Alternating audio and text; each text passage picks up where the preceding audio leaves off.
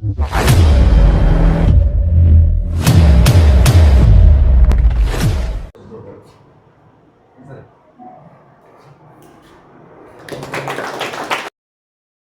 Regiment ಅನ್ನು ಉದ್ಘಾಟನೆ ಪ್ರಾರಂಭ ಆಗಿ ಎಲ್ಲ ಮುಕ್ತಾಯವಾಯಿತು.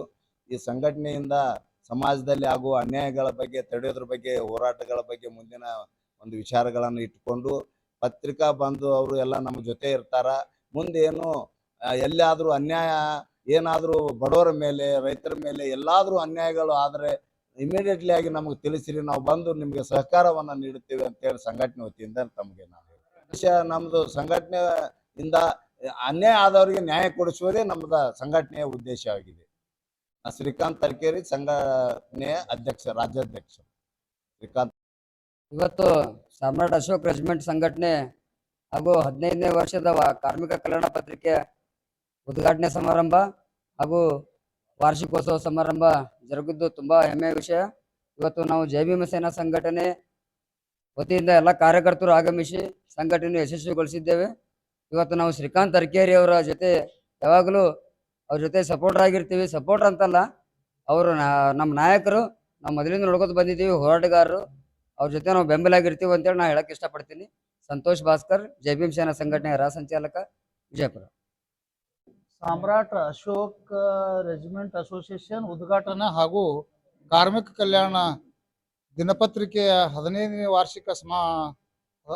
ವಾರ್ಷಿಕ ವಾರ್ಷಿಕೋತ್ಸವದ ಅಂಗವಾಗಿ ಇವತ್ತಿನ ಈ ಕಾರ್ಯಕ್ರಮವನ್ನು ಹಮ್ಮಿಕೊಂಡಿದ್ದು ಭಾಳ ಅಗದಿ ವಿಶೇಷವಾಗಿ ಮತ್ತು ಎಲ್ಲ ಮಾಧ್ಯಮದವರು, ಪತ್ರಿಕಾ ಮಾಧ್ಯಮದವರು ಪಾಲ್ಗೊಂಡು ಈ ಕಾರ್ಯಕ್ರಮವನ್ನು ಯಶಸ್ವಿಗೊಳಿಸಲು ಕಾರಣೀಭೂತರಾಗಿರ್ತಕ್ಕಂಥ ಎಲ್ಲ ಮಿತ್ರರಿಗೂ ಈ ಅಸೋಸಿಯೇಷನ್ ವತಿಯಿಂದ ನನ್ನ ಅಗದಿ ಶುಭ ವಂದನೆಗಳನ್ನು ಹೇಳುತ್ತಾ, ಮತ್ತು ಇವತ್ತು ನಮ್ಮ ಜಿಲ್ಲೆಯಲ್ಲಿ, ನಮ್ಮ ರಾಜ್ಯದಲ್ಲಿ ಆಗುವಂಥ ಅನ್ಯಾಯ ಮತ್ತು ದೌರ್ಜನ್ಯವನ್ನು ತಡೆಯುವ ನಿಟ್ಟಿನಲ್ಲಿ ನಾವೆಲ್ಲರೂ ಒಗ್ಗೂಡಿ ಕಾರ್ಯಕ್ರಮ ಯಾವುದೇ ಒಂದು ದೌರ್ಜನ್ಯಕ್ಕೆ ಒಳಗಾಗಿರ್ತಕ್ಕಂಥ ವ್ಯಕ್ತಿಗೆ ನ್ಯಾಯ ಕೊಡಿಸುತ್ತೇವೆ ಅನ್ನೋದರಲ್ಲಿ ಯಾವ ಸಂದೇಹ ಇಲ್ಲ ಅಂತ ಹೇಳ್ತಾ ನಾನು 2 ಮಾತುಗಳನ್ನು ಮುಗಿಸುತ್ತೇನೆ. ಜೈ ಹಿಂದ್, ಜೈ ಕರ್ನಾಟಕ.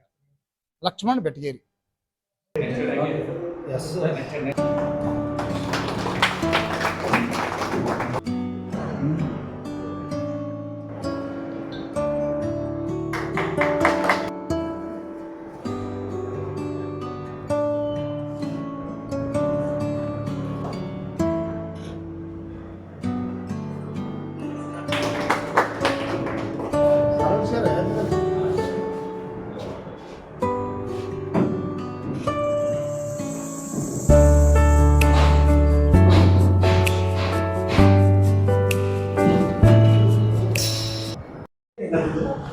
ವೇದಿಕೆ ಮೇಲೆ ಆಚರಣೆಯಾದಂಥ ಎಲ್ಲ ಅತಿಥಿ ಮಹೋದಯರೇ, ನನ್ನ ಸೋದರರೇ, ಪತ್ರಿಕಾ ಮಿತ್ರರೇ, ಇಂದು ಸಾಮ್ರಾಟ್ ಅಶೋಕ ರೆಜಿಮೆಂಟ್ ಅಸೋಸಿಯೇಷನ್ ಒಂದು ಸಂಘಟನೆಯ ಉದ್ಘಾಟನೆ ಹಾಗೂ ಕಾರ್ಮಿಕ ಕಲ್ಯಾಣ ಪತ್ರಿಕೆಯ 15ನೇ ವಾರ್ಷಿಕೋತ್ಸವ ಸಮಾರಂಭ. ಇದು ಒಂದು ಒಳ್ಳೆಯ ಶುಭ ಸಂಭ್ರಮ ಸಮಯ. ಇಂಥ ಪ್ರಸ್ತುತ ಸಂದರ್ಭದಲ್ಲಿ ನಾನು ನನ್ನ ವಿಷಯಗಳನ್ನು ತಮ್ಮ ಮುಂದೆ ಮಂಡಿಸ್ತಾ ಇದ್ದೇನೆ. ಮೊದಲನೇದಾಗಿ ನಾನು ಪತ್ರಿಕೆ ಬಗ್ಗೆ ಹೋಗ್ತೇನೆ, ಆಮೇಲೆ ಸಾಮ್ರಾಟ್ ಅಶೋಕನ ಬಗ್ಗೆ ಹೇಳ್ತಾ ಇದ್ದೇನೆ. ಪತ್ರಿಕೆ ಅಂದರೆ what is meaning of news paper ಒಂದು ಅರ್ಥ ಇದೆ. ಯಾಕಂದ್ರೆ ಪತ್ರಕರ್ತರಿಗೆ ನಿಮ್ಗೆ ಗೊತ್ತಿರಬೇಕು. ಅದು ಹೆಸರಿ NEWSPAPER. ಎನ್ ಅಂದ್ರೆ ನಾರ್ತ್, ಈಸ್ಟ್, ವೆಸ್ಟ್, ಸೌತ್ ಅಂದ್ರೆ ಪೂರ್ವ, ಪಶ್ಚಿಮ, ದಕ್ಷಿಣ, ಉತ್ತರದ ಏನು ವಿಷಯಗಳು ಬರ್ತಾವಲ್ಲ, ಘಟನೆಗಳು ಬರ್ತಾವಲ್ಲ, ಸಮಾಚಾರಗಳನ್ನು ಅದನ್ನು ಬಿತ್ತಿದ್ದು. ಪಿ ಅಂದರೆ ಪ್ರೊಜೆಕ್ಟ, ಪೇಪರ್ PA ಅಲ್ಲ, ಪಿ ಅಂದರೆ ಪ್ರೊಜೆಕ್ಟ, ಎ ಅಂದ್ರೆ ಐಂಡ, ಮತ್ತೊಂದು ಪಿ ಅಂದ್ರೆ ಫಾಸ್ಟ, ಇ ಅಂದ್ರೆ ಇವೆಂಟ, ರಿ ಅಂದ್ರೆ ರಿಪೋರ್ಟ್. ಅಂದ್ರೆ ಪೂರ್ವ, ಪಶ್ಚಿಮ, ದಕ್ಷಿಣ, ಉತ್ತರ ದಿಕ್ಕುಗಳ ಎಲ್ಲ ವಿಷಯಗಳನ್ನು ಪ್ರಸಾರ ಮಾಡತಕ್ಕಂಥದ್ದೇ ಇದು ಪತ್ರಿಕಾ ಧರ್ಮ.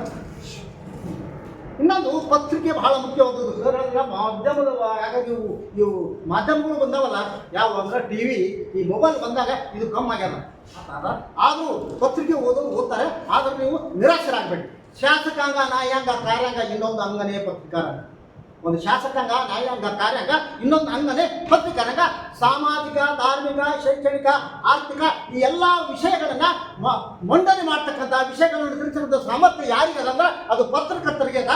ಅಂದ್ರೆ ಸಮಾಜದ ಅಂಕುಡೊಂಕುಗಳನ್ನು, ಏರುಪೇರುಗಳನ್ನು, ಸಾಮಾಜಿಕ ವ್ಯವಸ್ಥೆಯನ್ನು ನಿರ್ಭಯವಾಗಿ ಬಿತ್ತಿರ್ತಕ್ಕಂಥ ಯಾರಂದ್ರೆ ಅವರು ಸಾಮಾಜಿಕ ವ್ಯವಸ್ಥೆಯನ್ನು ಸರಿಪಡಿಸೋರು ಯಾರಂದ್ರೆ ಆ ಪತ್ರಿಕೆ ಅವರು. ದೇಶದಲ್ಲಿ ನಡೀತಿರುವ ಅನ್ಯಾಯ, ಅತ್ಯಾಚಾರ, ಕೊಲೆ, ಸುಲಿಗೆ ಇಂಥ ಎಲ್ಲ ವಿಷಯಗಳನ್ನ ಏನು ಪತ್ರಿಕೆ ಮೂಲಕ ಹೇಳ್ತಾರೆ, ಜನರಿಗೆ ಮುಟ್ಟಿಸ್ತಕ್ಕಂಥದ್ದು ಕೆಲಸ ಯಾರು ಮಾಡ್ತಾರೆ? ಪತ್ರಕರ್ತರು. ಅವರಿಗೆ ನಾವು ನೀವೆಲ್ಲರೂ ಈ ಸಮಯ ಸಂದರ್ಭದಲ್ಲಿ ಅಭಿನಂದನೆಗಳು. ನನ್ನ ಮೂಲಕ ನಾನು ಅಭಿನಂದನೆಯನ್ನು ಸಲ್ಲಿಸ್ತೀನಿ. ಒಂದು ಕಡೆ ಹೇಳ್ತಾರೆ ಬಾಬಾ ಸಾಹೇಬ್ ಅಂಬೇಡ್ಕರ್. ಬಾಬಾ ಸಾಹೇಬ್ ಅಂಬೇಡ್ಕರ್ ಕೂಡ ಪತ್ರಕರ್ತರಾಗಿದ್ದರು. 4 ಪತ್ರಿಕೆಗಳನ್ನು ನೋಡ್ತಾ ಇದ್ರು ಬಾಬಾ ಸಾಹೇಬ್. ಯಾವ್ಯಾವ ಪತ್ರಿಕೆ ಅಂದ್ರೆ ಸಮತಾ, ಜನತಾ, ಬಹಿಷ್ಕೃತ ಭಾರತ, ಮೂಕ ನಾಯಕ ಅನ್ನುವ ಪತ್ರಿಕೆಗಳನ್ನು ನೋಡ್ತಾ ಇದ್ರು ಬಾಬಾ ಸಾಹೇಬ್. ಬಾಬಾ ಸಾಹೇಬ್ ಒಂದು ಮಾತು ಹೇಳ್ತಾರೆ, fact is separate, comment is breed, the journalist bad, I believe that a general should write only that he holds in heart. ಇದು ಏನಂದ್ರೆ ವಸ್ತು, ಸಂಗತಿ, ಪವಿತ್ರ, ಟೀಕೆ, ಸ್ವಾತಂತ್ರ್ಯ ನನ್ನ ಹೃದಯಕ್ಕೆ ಕಟ್ಟಿದ ಘಟನೆಗಳನ್ನು ನಿರ್ಭಯವಾಗಿ, ನಿರ್ಭೀತವಾಗಿ ಪ್ರಕಟಿಸಬೇಕನ್ನೋ ಮಾತನ್ನು ಬಾಬಾ ಸಾಹೇಬ್ ಅಂಬೇಡ್ಕರ್ ಹೇಳ್ತಾರೆ. ತಥಾಗತ ಗೌತಮ ಬುದ್ಧರಲ್ಲಿ ತ್ರಿವಾರ ವಂದನೆಗಳನ್ನು ಸಲ್ಲಿಸುತ್ತಾ, ಬೋಧಿಸತ್ವ ಡಾಕ್ಟರ್ ಬಾಬಾ ಸಾಹೇಬ್ ಅಂಬೇಡ್ಕರ್ ಅವರಲ್ಲಿ ತ್ರಿವಾರ ವಂದನೆಗಳನ್ನು ಸಲ್ಲಿಸುತ್ತಾ, ವೇದಿಕೆಯ ಮೇಲೆ ಹಾಜರಾದಂಥ ಎಲ್ಲ ಗಣ್ಯಮಾನ್ಯರಿಗೆ ತ್ರಿವಾರ ವಂದನೆಗಳನ್ನು ಸಲ್ಲಿಸುತ್ತಾ, ವೇದಿಕೆ ಮುಂದುಗಡೆ ಇರುವಂಥ ಎಲ್ಲ ಪತ್ರಕರ್ತರಿಗೆ ಮತ್ತು ಹಿರಿಯರಿಗೆ ತ್ರಿವಾರ ವಂದನೆಗಳನ್ನು ಸಲ್ಲಿಸುತ್ತಾ, ತಾವು ಇಲ್ಲಿ ಆಗಮಿಸಿದ್ದಕ್ಕೆ ತಮಗೆ ಸ್ವಾಗತವನ್ನು ಕೋರಿ ನನ್ನೊಂದು 2 ಮಾತನ್ನು ಮಾತಾಡ್ತಾ ಇದ್ದೇನೆ. ಈ ಸಾಮ್ರಾಟ್ ಅಶೋಕ ಅಸೋಸಿಯೇಷನನ್ನು ಈಗ ನಾವು ಏನು ಪ್ರಾರಂಭ ಮಾಡಿದ್ದೇವೆ. ಈ ಸಮಾಜದಲ್ಲಿರುವ ಒಂದು ಏನು ಅನಿಷ್ಟ ಪದ್ಧತಿಗಳಿದ್ದಾವೆ ಮತ್ತು ಅನ್ಯಾಯಗಳಿದ್ದಾವೆ, ಅದನ್ನು ಪ್ರತಿಭಟಿಸಬೇಕು. ಇದ್ದಂಗೆ ನಾವು ಈಗ, ಯಾಕಂದ್ರೆ ಈ ರಾಜಕೀಯದಲ್ಲಿ ಏನಾಗಿದೆ ಅಂದರೆ ಬರೀ ಧರ್ಮದ ಹೆಸರ ಮೇಲೆ, ಜಾತಿ ಹೆಸರ ಮೇಲೆ ಭಾಳ ಅನ್ಯಾಯಗಳು ನಡೀತಾ ಇದ್ದಾವೆ ಈಗ ದೇಶದಲ್ಲಿ ಮತ್ತು ರಾಜ್ಯದಲ್ಲಿ. ಈ ಒಂದು ತಮ್ಮ ಬ್ಯಾಳಿ ಬೇಯಿಸ್ಕೊಳ್ಳೋದಕ್ಕೋಸ್ಕರ ಏನು ಮಾಡ್ತಾ ಇದ್ದಾರೆ ರಾಜಕಾರಣಿಗಳು, ಒಬ್ಬ ಮುಗ್ಧ ಮಕ್ಕಳನ್ನು ಮುಂದೆ ತಳ್ಳುವುದು, ತಂದಕ್ಕಿಂತ ಧರ್ಮದ ಹೆಸರಲ್ಲಿ, ಜಾತಿ ಹೆಸರಲ್ಲಿ ಅವ್ರಿಗೆ ಎತ್ತಿ ಕಟ್ಟಿ ಅವರ ಜೀವನವನ್ನು ಹಾಳು ಮಾಡಿಬಿಡೋದು. ಆ ಮಕ್ಕಳಿಗೆ ಏನೂ ಗೊತ್ತಿರಂಗಿಲ್ಲ, ಎಜುಕೇಷನ್ ಇನ್ನೂ ಅರ್ಧಂಬರ್ಧ ಆಗಿರುತ್ತೆ, SLC PUC ಓದಿರ್ತಾವ. ಅಂಥ ಮಕ್ಕಳಿಗೆ ಇದನ್ನು ಮಾಡಿರಿ ಅಂತೇಳಿ ಮುಂದೆ ಕಳಿಸಿಬಿಡೋದು. ಕಳಿಸಿ ಅದನ್ನು ಮಾಡಿ ಇದನ್ನು ಮಾಡಿ ಗುಡಿಯ ಹೋಗಿ ಕೆಡೋರಿ, ಮಸೂದಿ ಕೆಡೋರಿ ಅನ್ನೋದು. ಹೋಗಿ ಅಂದ್ರೆ ರಾಜಕೀಯ ಒಳಗೆ ಬೆಂಕಿ ಹಚ್ಕೋತು ರಾಜಕಾರಣಿ ಅವ್ರೇನು ಹೊಂಟಿದಾರ. ಅದನ್ನೆಲ್ಲ ನಾವು ತಡಿಬೇಕಾಗಿದೆ. ಸಂಘಟನೆಯವರು ಇದನ್ನು ಮಾಡಬೇಡ್ರಪ್ಪ, ಮೊದಲು ನೀವು ಒಳ್ಳೆ ಎಜುಕೇಟೆಡ್ ಆಗಿರಿ. ಜೀವನದಲ್ಲಿ ನೀವು ಏನಾದರೂ ಸಾಧಿಸ್ಬೇಕಾದ್ರೆ ನಿಮ್ಮ ತಂದೆ ತಾಯಿ ಆಸೆ ಏನಿದೆ ನಮ್ಮನ್ನು ಯೂಸ್ ಮಾಡ್ಕೊಂಡು ಏನೇನೋ ದಾರಿಗೆ ಹಚ್ತಾರೆ ನಿಮ್ಮನ್ನು.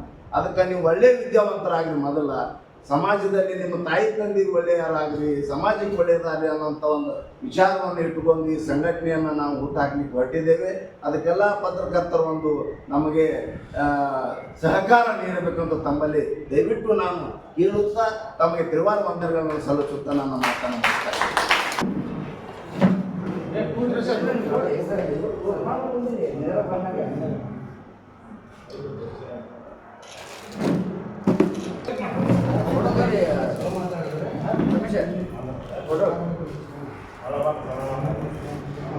ಗಾಡಿಗಾರ ಫೋಟೋ